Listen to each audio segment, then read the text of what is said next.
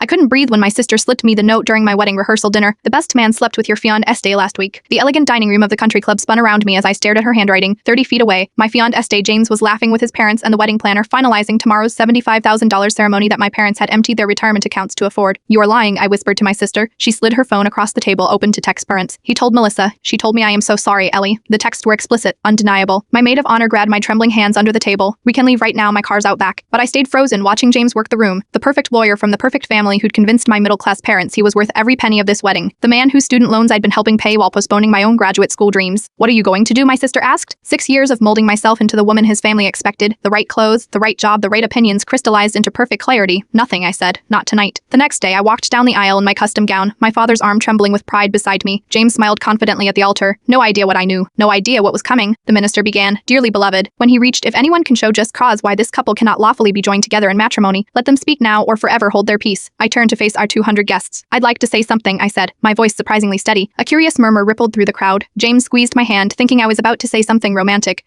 A wedding day should be the culmination of love and trust, I began. Unfortunately, I recently learned that James slept with his best man last week. Gasps erupted. The best man went white. James grabbed my arm, hissing, what are you doing? I gently removed his hand. I've spent 6 years shrinking myself to fit into James's world. I helped pay his law school loans while putting my dreams on hold. I changed how I dressed, talked, and thought to please his family. I turned to my parents. Mom, Dad, I am so sorry about the money, but I'd rather lose a deposit than waste my life. James's mother stood up. Elizabeth, you are clearly having a breakdown. Let's take a moment. I am having a breakthrough, actually, I replied, and it's Ellie, not Elizabeth. I unclasped the tennis bracelet James had given me. The one he'd mentioned was appropriate for someone of his stature, and placed it in his palm. The venue is paid for, the food is prepared, and everyone's dressed up, I announced to the stunned crowd. So instead of a wedding, let's have the reception anyway. Consider it my gift to everyone who traveled to be here. I looked at my maid of honor. Hannah, would you mind grabbing that emergency bag we packed? As I walked back down the aisle alone, this time whispers erupted behind me.